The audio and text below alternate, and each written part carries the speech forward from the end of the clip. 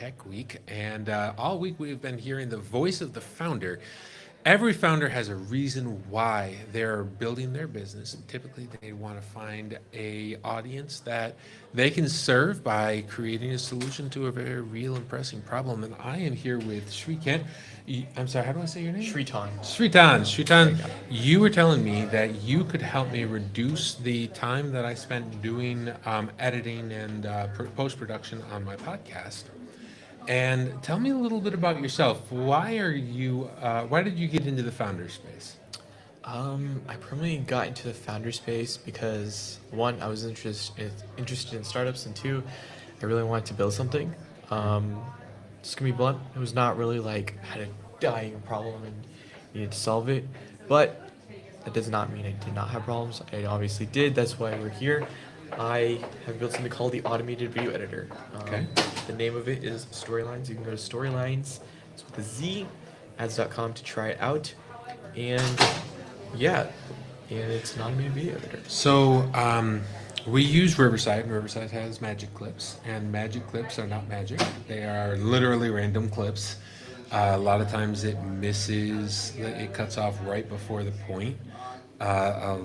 Often it will do all the content about my guest and won't give me clips for me. So that leaves us going in there and manually making our clips, and then we use the transcript to drive my content for my personal branding and funnel marketing. How does Storylines do that differently? Okay, so And don't be afraid of the microphone. obviously you've heard of things like Opus Clip, Riverside. I think there's another one.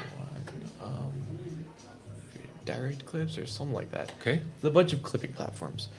We don't do clipping platforms. There's a difference between clipping and video editing, right? There's a huge difference in that. One is an actual creative thing. One is just obviously just like you just said, random moments. Yeah.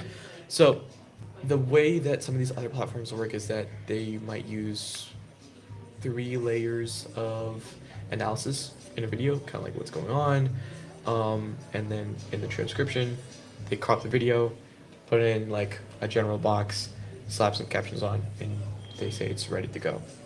So the problem with that is that it's missing a lot of things that you as Sure. a podcaster and a viewer will find useful. So we personally go through 24 different layers. Oh, awesome. So we understand chord progressions, sound, like SFX, VFX, object detection, like shot analysis of like what types of shots are going on, what actually the peak moments of the podcast actually were. There's a lot more that goes on, and it's trying to mimic exactly what it says, an automated video editor. We're not an automated clipping platform. That's not what we do. We're trying to actually mimic a video editor. So, like So with to those very other, much streamline and accelerate the post-production process. yeah, we in a specialize whole. in post production. Awesome. We're not a big person that backs AI video. That's not something we believe in personally. I would say that AI video is a lot of businesses are not going to use it. It's not profitable either. I actually feel that curation and creativity are way more important, especially for a business. It actually speaks directly to their audience and things that they can relate with. Nobody can relate with AI video because it's not really relatable Right. in any sense. I believe very much in using AI to elevate the human experience, and we want interaction, engagement, and connection. Not with AI bots. I mean, there are people out there that definitely do want their AI avatar and they want to have connection with that. But I want to use AI as a mechanism to enhance the human experience. And it sounds like that's what you've started to do now. What I'm starting to realize is also clips are important. I have to have clips. And we started realizing trending topics. If I pick a trending topic and something that LinkedIn is picking up on, they'll pick up and give me an audience at a size that I couldn't afford to pay for. So I want to make sure, okay, you and I were having a conversation. And if in our conversation we ever hit a trending topic, I want to make sure that we accelerate that topic and get that out there. And it sounds like what you're able to do with storylines is ensure that the post production. We have the right camera angles. We have the right moments. You've highlighted the high moments, and then I can take those and go and view to determine if any of those high moments, the best shots, happen to be a trending topic, and then I've got gold. Yeah, I'm gonna do a small correction there. So, kind of what you described, a lot of other companies would also describe themselves as that, Okay. which is fair. I'm not gonna shit on other companies for kind of like what they do. Great product. I'd say if you that type of customer, go use them. But what we primarily want to do is we're the difference between good and great. So that's the difference between trying to crack that 500 views and reaching 10,000, 100,000. Gotcha. So let me define out what a great video is, right? Let's say you're watching a podcast and they're talking about some specific topic. Great podcasts actually have two videos going on simultaneously. I'm not talking about the Subway Surfers. Like as you were saying, a trending topic, something that was going on LinkedIn, something that was going on YouTube, maybe in the news. That other piece of content needs to be included in the video at the same time, so the viewer has context on what's going on. Got There's it. Okay. a relatability point, and that is what we call curation. So the thing I would say that we focus on is we primarily do hyper-specific post-production curations. So let me elaborate also what that means. Anything that is creative is actually hyperly curated to you. Right. So if I ask anybody, on whoever's watching this or even here, who has the best Spotify playlist, nobody's gonna agree. Nobody. It's not gonna Right. happen because you feel yours is the most creative because it is the most curated to you. Yeah. Everybody has the best Instagram feed. How is that possible? Because it's curated to you. If, let's say you watched the new Dune movie and I didn't, you got an edit that was about Dune, and you'd be like, oh, this is so cool, this is creative, I like how they used all this points in here. And I get the same thing, and I'll be like, what is all this dust? What is all this like orange stuff? Get this out of the way. Make sure Yeah. they speak You don't have the clearly. context. It doesn't speak to you. Yeah, you don't have context, it's not relatable, it's not curated to you. So your audience is actually looking for curation Right. rather than generic stuff. Like, let's do this. Let's say we're talking about burn rate and burning money and how founders just waste a lot of money and they don't watch their costs, right?